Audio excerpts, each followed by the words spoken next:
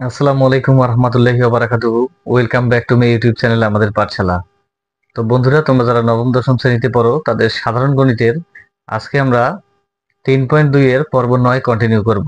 তো বন্ধুরা, 3.2 এ আজকের পর্বে থাকছে 10, 11 এবং 12 নাম্বার। তো বন্ধুরা, চলো কথা না বাড়িয়ে মূল ভিডিওটি শুরু করি।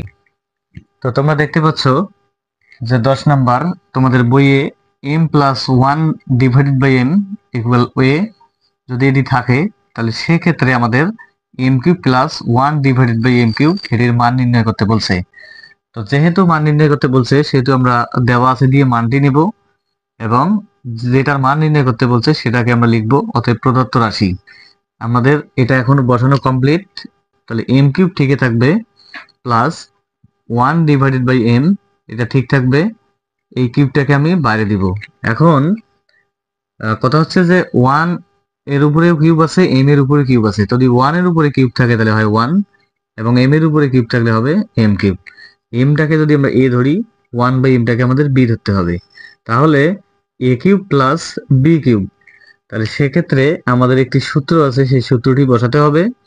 সেই সূত্রটি হলো যে এটাকে তোমরা a ধরো, তাহলে a plus b all cube minus 3ab, যেহেতু আমরা m কে ধরছি 1/m কে b ধরলাম, তাহলে a plus B all cube minus 3ab into a plus B.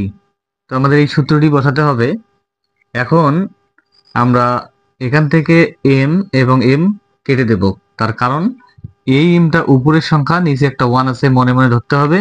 এটা হলো নিচের সংখ্যা, অর্থাৎ লব এবং হর যদি একই হয় সেক্ষেত্রে কাটাকাটি করতে হবে। তো m+1/m এটির মান হচ্ছে a, আমরা এখানে বসাবো a।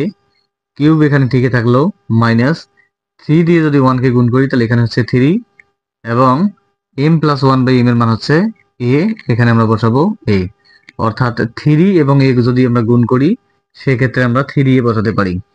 তো এখন অঙ্কটির আসলে অ্যান্সার এই পর্যন্ত শেষ।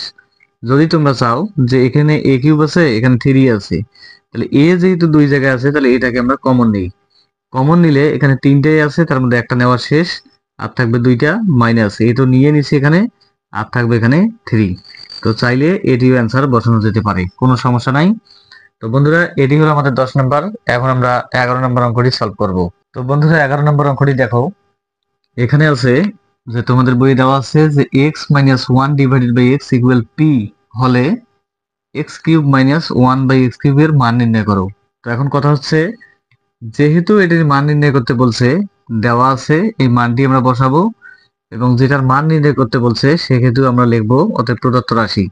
লেখার পরে আমাদের যে রাশিটার আমাদের মান নির্ণয় করতে বলছে সেটি আমাদের বসাতে হবে। তো বন্ধুরা, এখানে দেখো x³ আছে, তো x³ আমরা ঠিকই রাখবো, মাইনাস 1/x³ ছিল, তাহলে 1/x লেখার পরে এটার উপরে আমরা একটা কিউব দিব। 1 এর উপরে কিউব করলে হবে 1, x এর উপরে কিউব করলে হবে x³। অর্থাৎ এটাকে ভেঙে দেওয়ার মূল কারণ হলো সূত্রটি বসাতে আমাদের সুবিধা হবে। x কে আমরা a ধরবো, 1/x কে ধরবো b, তাহলে a³ মাইনাস b³। তো a³ মাইনাস b³ একটি সূত্র আছে যে a minus b all cube plus 3ab into a minus B. তো এটি হলো আমাদের সূত্র। তোমরা সূত্রগুলো একটু সুন্দরভাবে পড়ে নিবা, কারণ এই অধ্যায়ের সূত্রই হলো প্রধান। তাহলে x-1/x এর মান হচ্ছে p। তো আমরা এখানে p লিখবো, এখানে কিউব আছে, কিউব থাকবে, প্লাস x কাটা 3 দিয়ে যদি আমরা 1 কে গুণ করি তাহলে আমরা পাবো 3, এবং x-1/x এর মান হচ্ছে p, আমরা এখানে বসাবো p। তো বন্ধুরা, এটি হলো আমাদের মূলত অ্যান্সার। তোমরা চাইলে এখান থেকে কমন নিতে পারো। তাহলে p যদি আমরা কমন নেই তাহলে এখানে থাকতেছে p² এবং p গুণ করলে হলো p³ প্লাস p তো এখানে নেওয়াই আছে, আর থাকবে 3। তো এটি হলো মূলত অ্যান্সার। এখান থেকে তোমরা যদি কমন নাও, এটি যদি লেখো তাও কোনো সমস্যা নেই, এটি অ্যান্সার। তো বন্ধুরা, এখন আমাদের 11 নম্বর শেষ। এখন আমরা 12 নম্বর অঙ্ক সমাধান করব। তো বন্ধুরা, 12 নম্বর অঙ্কটি দেখো। তোমাদের এখানে যেহেতু বলছে যে a-1/a ইকুয়াল 1, তাহলে দেখাও যে a³ - 1/a³ সমান 4। এটা আমাদের বের করে দেখাতে হবে। যদি কোনো অঙ্কের মধ্যে দেখাও যে অথবা প্রমাণ করো যে এই অঙ্কটি থাকে না, এই কথাটি থাকে, তাহলে অবশ্যই তোমাদের লেফট হ্যান্ড সাইড দিয়ে শুরু করতে হবে এবং অ্যান্সারটি হবে তোমাদের রাইট হ্যান্ড সাইড। তো এখানে আছে a cube minus 1/a cube. এখন আমরা এটিকে একটু ভাঙার চেষ্টা করব। a cube minus 1